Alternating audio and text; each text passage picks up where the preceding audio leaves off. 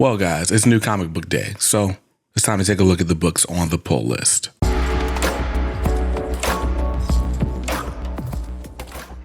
Welcome back to Comics Are Dope. I'm BJ Kicks, and this is the pull list. It's my weekly video series where I take a look at all the books coming out. I'll tell you which ones I'm most excited for, which ones are in danger of falling off the list, and we'll even talk about some new trade paperback collections out for this week in comics. Today, Wednesday, May 21st, 2025. I say it every week, but the year is flying by. And what's funny is you could probably tell how good of a week I'm having by how late this video comes each week.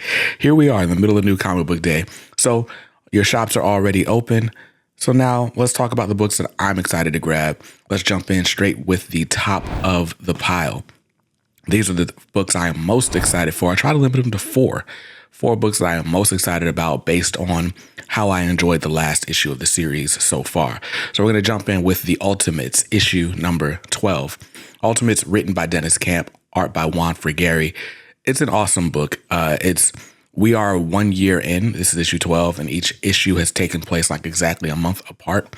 Basically, we know that there is an 18-month countdown until the maker finally comes and they have their big confrontation. And so, you know, we've had this team that's been assembling and coming together over time, learning to work together and all the things.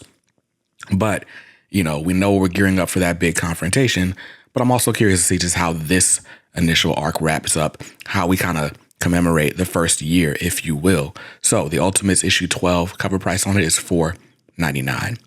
Next up is Darkwing Duck, issue number 4, coming from Dynamite Entertainment. This is written by Daniel Kibblesmith with art by Ted Brandt and Rose Steen. This book has been pretty fun. So basically the storyline we're doing is Darkwing Year 1. And I really liked the sort of dark and gritty nature of issue 1. The rest of the series hasn't really been that way, but it has been a slow walk into, how Darkwing got to his rogues gallery. So it's been really fun. Each issue's focused on a different member of the rogues gallery. This week's issue, or this month's issue, is Quackerjack. So Quackerjack is one of my favorites. I think Megavolt is my favorite. I love Negaduck.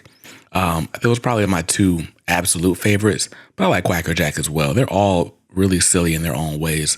And who can forget the Liquidator, who we've seen already. So a lot of interesting stuff going on in Darkwing Duck. Cover price on this one is $4.99. I'm grabbing cover A. And the next up on the list is Fantastic Four, issue number 32. This, of course, being a tie-in to the One World Under Doom event, written by Ryan North, who's been writing Fantastic Four for almost 3 years now. Crazy to say. And I've kind of been up and down on the One World Under Doom event, but I'm ultimately still enjoying it. Now, one thing that's been really interesting to me is how Dr. Doom just kind of thwarted all of the Fantastic Four's plans so far. Every time they try to come and fix this Doom issue, it just ends up worse for them. So now Ben Grimm isn't the thing. The Fantastic Four doesn't exist, and all of our hope lies in Valeria Richards. And that sounds like a riveting situation to be in. So I'm excited to see what happens in issue 32. Cover price is $3.99. Next up, and the last book on the top of the pile is Wonder Woman, issue number 21. This one's written by Tom King with guest artist Gilliam March. I think this is just a 2-part a story arc, but this is the second part, the finale of that Batman story, Batman and Wonder Woman teaming up to solve a murder on Mount Olympus. It definitely feels like quite the break from what we had going on before in the whole Sovereign story arc that just wrapped up. But it's been interesting to me. The stakes are high. Basically, if they don't solve the murder, Batman dies. So, we know they're going to solve the murder, right? Interesting stuff. I enjoyed the last issue, so I'm checking for this one. High key. Cover price on this is $4.99. And that's it. Those were all the books at the top of the pile. But now let's talk about some new series debuts, some new number ones that should be on the radar for this week of comics. Now, a lot of new jumping in points for you. None probably more exciting than Superman Unlimited, issue number 1. This is written by Dan Slott, art by Raphael Albuquerque. And it's basically like a brand new Superman story that's basically set in current Superman times, at least if the Superman special is to be believed. Interestingly enough, this is probably like the least exciting Superman book to me between this Action Comics and Josh Williamson's mainline Superman book. But it's Dan Slott, who we know from a huge run on Spider-Man. I guess most recently, a pretty big run on Fantastic Four as well.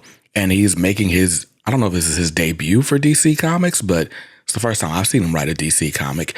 What's funny is he posted on Twitter or wherever he posted it, talking about how he keeps confusing the Daily Bugle for the Daily Planet in his scripts. So he's like, I got all the main characters, but I keep typing Daily Bugle, still trying to get that Spider-Man out of his system. So I'm curious to see like just how this works, how this series goes. So I'm checking for it. Cover price on that is $4.99.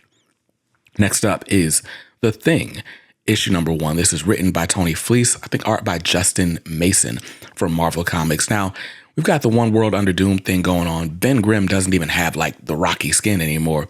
So this clearly is set like in a past life. Marvel doesn't do like, I don't know.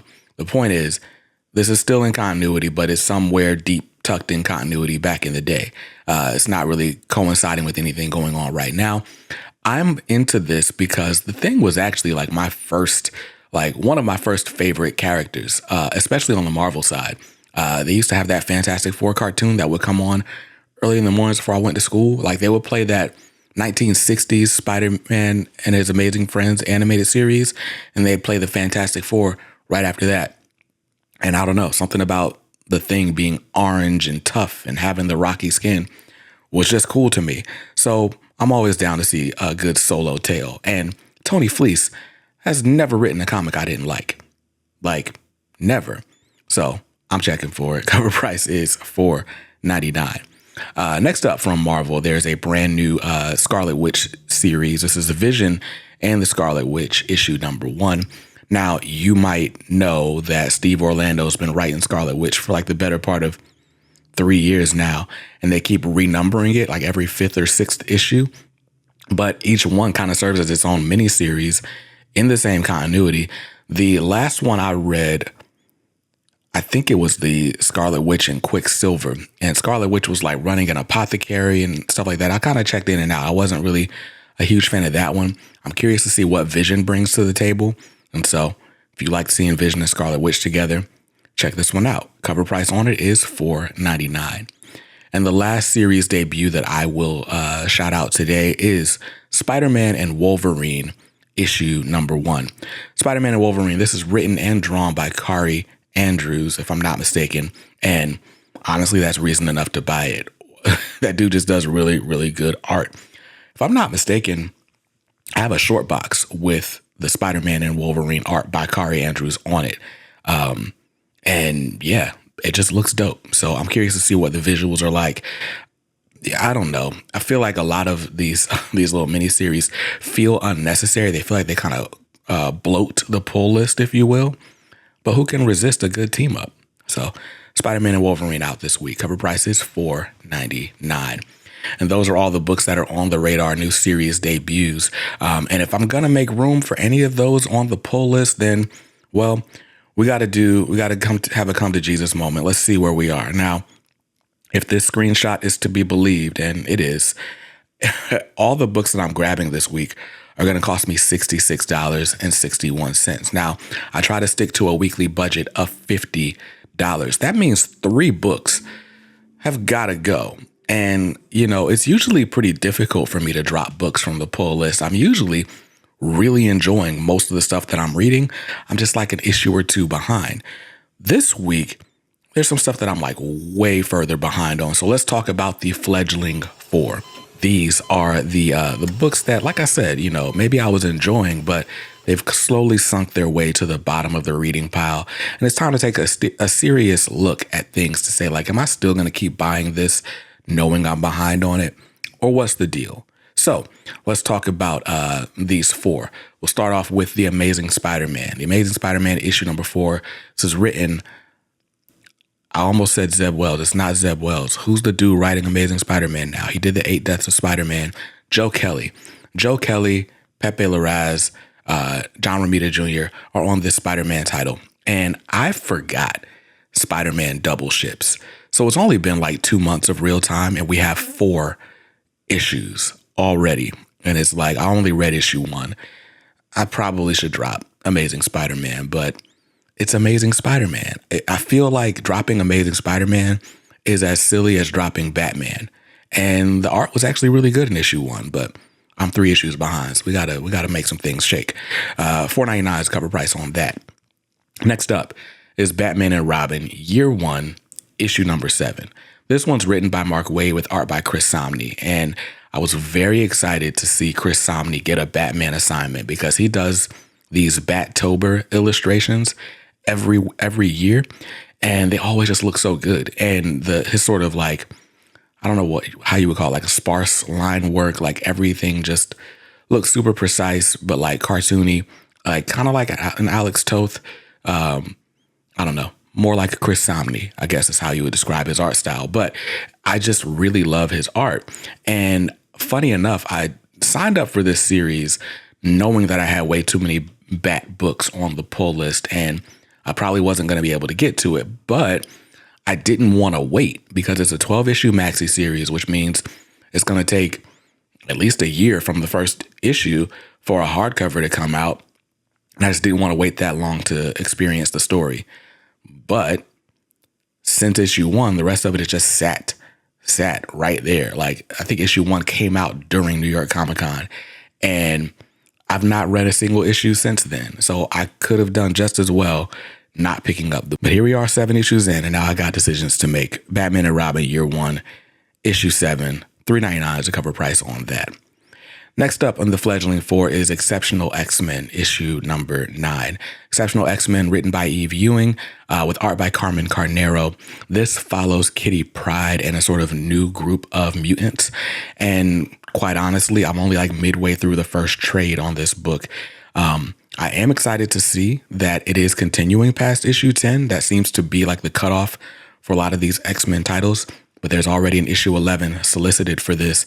And what's keeping this on my radar is Ironheart is going to make an appearance in issue 11 just in time for the Ironheart TV show to debut in June. So some interesting stuff going on, but I got to get caught up to decide if I'm going to keep this on the list because a lot of the X-Men books just aren't holding my attention right now. Cover price on that is $3.99. And the last book in the Fledgling 4 is New Gods, issue number 6. This is written by Ram V. I think the main series artist is Evan Cagle, but there are different, they bring in different guest artists to do sequences in each issue. This time we're getting Felipe Andrade, if I'm not mistaken. All that said, New Gods is like completely foreign to me. Like, I know a little bit about the New Gods, not enough to be dangerous in any stretch of the word, right? At the same time, Ram V is a writer who, like, you know, is very thoughtful, can be heady, right? A lot of times if I'm reading a Ram V book, I don't necessarily need to be reading anything else. That's how much headspace it takes, right? Maybe it's just because I'm so busy, whatever. I don't think I'm stupid or anything. It's just that's the type of layered storytelling you get from a Ram V book. And I tried reading issue 1 like 4 times, and I've not gotten past some of these sort of really beautifully arranged pages, but it's like, it's so poetic. It just, I don't know. It feels impenetrable, and it's probably because I don't know any of the characters enough to stick through the poetic language. And there we go. So out of all of these, this is probably the one that will be easiest for me to say, you know what? Keep that one behind the counter. I don't need that one. But this one's got a Black Racer appearance. I don't know who the Black Racer is, but if you're a Black Racer fan, maybe that's exciting for you. Cover price on that is $3.99. Let me know, like, what is it? Do you like this current New Gods run? Like, people that I know who are New Gods fans love this run so far. Sell me on it, please, in the comments down below. But those were the books in the Fledgling 4. And if I give them all the boot, then I'll be back under budget. So definitely decisions to be made. And while I'm pondering those decisions, let's talk about some new trade paperbacks coming out this week. So if you've been trade waiting, you're waiting for these series to make their way to the book market or Amazon or wherever you order your books from, then they're already out this week waiting for you. Captain America Volume 3 by J. Michael Straczynski, out from Marvel Comics this week. This is the last volume of his Captain America. I wasn't really following it, so I couldn't tell you what happened. I know Thor makes an appearance, and I think supposedly this wraps up some threads from the JMS Thor run as well. So cool vindication for Thor fans. Weird place to put that, but okay. Next up, $15.99 is the cover price on that. Next up is Deadpool Volume 2, The Death of Wade Wilson. Spoiler alert. Apparently Wade Wilson dies. And based on some other books that I've been reading, Wade Wilson does not stay dead. So I guess this will be the death and return of Deadpool. Cover price on this is $15.99. I do like Deadpool's daughter, who takes his place in this volume. Some interesting stuff going on there for sure. Next up is Wonder Woman Volume 3. It's entitled Fury. Now, I was just talking about how that Sovereign arc wrapped up in Wonder Woman.